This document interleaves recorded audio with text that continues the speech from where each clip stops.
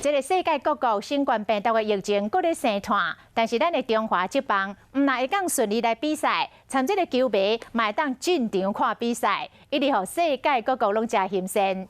这届华视暗时新闻的主播连昭慈嘛到这个桃园的球场来担任着开球的嘉宾。昭慈唔但报新闻真专业，嘛摕过真侪奖，希望会当放伊的福气，为球队带来好运。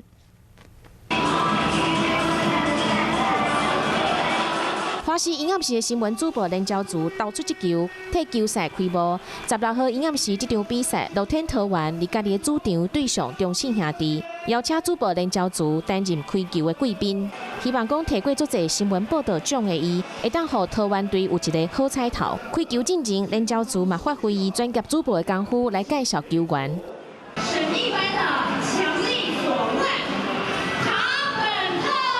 开球进前，资深的球员詹志尧马上有路的用分解动作教伊，两个人真表示认真练习，非常的兴奋，就很期待。看别人投，然后就觉得好简单哦，为什么会投歪呢？不可能。可是刚刚那个投还是会稍微有点偏掉这样。主播连昭慈的表现和用心，嘛互詹志尧做学乐的。 主播投得很好，我觉得他挺有天分的。对，只要再多练习一下，相信就会有很好的成绩了。